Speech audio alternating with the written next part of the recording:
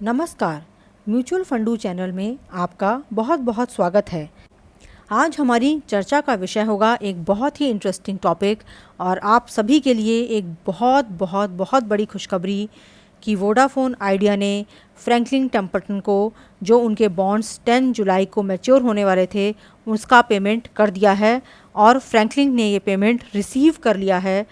आइए हम इस खबर की डिटेल में जाते हैं और फ्रैंकलिन टेम्पल्टन ने अपनी वेबसाइट में जो पोस्ट डाला है उसको डिटेल में समझने की कोशिश करते हैं। जैसा कि आप सभी को पता है, 12 जून 2020 को वोडाफोन आइडिया ने 8.25% वोडाफोन आइडिया लिमिटेड 10 जुलाई 2020 ये जो बॉन्ड था इनका इंटरेस्ट पेमेंट जो है वो उन्होंने फ्रैंकलिन को किया था और उस इंटरेस्ट पेमेंट के डिटेल जो हैं वो यहाँ पर दिए गए हैं। For example, Franklin India ultra short bond fund में करीब 65.91 करोड़ रुपए मिले थे। फ्रैंकलिन इंडिया लो ड्यूरेशन में 16.25 crore, Franklin India short term income plan में 7.01 crore, Franklin India credit risk fund में 1.81 crore, Franklin India dynamic accrual fund में 7.83 करोड़ और Franklin India income opportunities fund में 3.87 करोड़ रुपीस मिले थे। तो इससे आप देख सकते हैं कि जब ये पेमेंट मिला था उस दिन भी फ्राइडे था और जो नेक्स्ट वीक आया उसमें सभी इन्वेस्टर्स के अकाउंट में पैसा ट्रांसफ़र हो गया और उन्हें इंटरेस्ट पेमेंट का अमाउंट मिल गया। परंतु अब जो खबर है वो इससे भी काफ़ी बड़ी है क्योंकि वोडा आइडिया के पेपर जैसा कि आपको पता है 10 जुलाई को मैच्योर होने वाले थे, यानी कि आज। तो वोडा आइडिया ने इसको ऑनर करते हुए अपना पेमेंट कर दिया है। तो आइए अब फ्रैंकलिन के आज के पोस्ट को देखते हैं और पता लगाते हैं कि कितना पेमेंट उसने रिसीव किया है। मुझे ये खुशखबरी आपके साथ बांटते हुए हार्दिक खुशी हो रही है कि फ्रैंकलिन टेम्पल्टन को 8.25% वोडाफोन आइडिया लिमिटेड 10 जुलाई 2020 के जो बॉन्ड थे इनका complete payment principal plus interest जो मैच्योरिटी अमाउंट था वो वोडाफोन आइडिया ने पेमेंट कर दिया है और फ्रैंकलिन टेम्पल्टन ने उसे रिसीव कर दिया है। तो ये बहुत ही राहत की खबर है और क्योंकि ये पूरा पैसा जो फ्रैंकलिन टेम्पल्टन को मिला है वो सेग्रीगेटेड पोर्टफोलियो का पार्ट है जो कि कोर्ट केस में जो लिटिगेशंस फाइल हुए हैं उनके अंतर्गत नहीं आता है।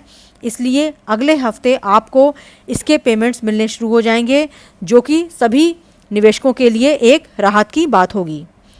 आइए अब हम जानने का प्रयास करते हैं कि डिफरेंट स्कीम में उनको कितना पैसा मिला है। तो Franklin India ultra short bond fund में 804.05 करोड़ रुपीस मिले हैं। फ्रैंकलिन इंडिया लो ड्यूरेशन फंड में 198.24 करोड़ रुपीस मिले हैं। Franklin India short term income plan में 85.53 करोड़ रुपीस मिले हैं। Franklin India credit risk fund में 22.13 करोड़ रुपीस मिले हैं। Franklin India dynamic accrual fund में 95.60 करोड़ रुपीस मिले हैं। Franklin India income opportunities fund में 47.29 करोड़ रुपीस मिले हैं। तो इस तरह से ये काफ़ी सारा पेमेंट बनता है और इसका टोटल जो अमाउंट आता है वो है 1205 करोड़। इतना पैसा जो है वो फ्रैंकलिन ने ओवरऑल रिसीव किया है। अपने इस कम्युनिकेशन के माध्यम से फ्रैंकलिन आगे इन्फॉर्म करता है नोट 1 जो ग्रॉस अमाउंट रिप्रेजेंट किया गया है उसमें full value of principal plus interest दोनों ही शामिल है और जो इंटरेस्ट का पीरियड है वो 12 जून 2020 से 9 जुलाई 2020 तक का है, यानी उन्होंने कंप्लीट पीरियड का पेमेंट कर दिया है। जो ग्रॉस अमाउंट है यहाँ पर शो किया गया है हर स्कीम के अगेंस्ट में वो ऑपरेटिंग एक्सपेंसेस जो कि सेबी के अकॉर्डिंग रेगुलेशंस के अंतर्गत आते हैं उनको डिडक्ट करने के बाद जो नेट अमाउंट है वो इन्वेस्टर्स को डिस्ट्रीब्यूट कर दिया जाएगा। जिन भी इन्वेस्टर्स के यूनिट्स डीमैट अकाउंट में रखे हुए हैं उनको उनका पेमेंट 17 जुलाई 2020 या उसके 1-2 दिन बाद तक मिल सकता है। परंतु जिन लोगों के यूनिट्स फिजिकल स्टेट में रखे हुए हैं या जिन्होंने डायरेक्टली एएमसी के साथ इन्वेस्टमेंट किया हुआ है without putting units in demat, उनकी जो रिकॉर्ड डेट है वो 10 जुलाई है। तो हो सकता है कि उनको मंडे तक ये पैसा मिल जाए। आगे फ्रैंकलिन इन्फॉर्म कर रहा है कि this is full and final payment.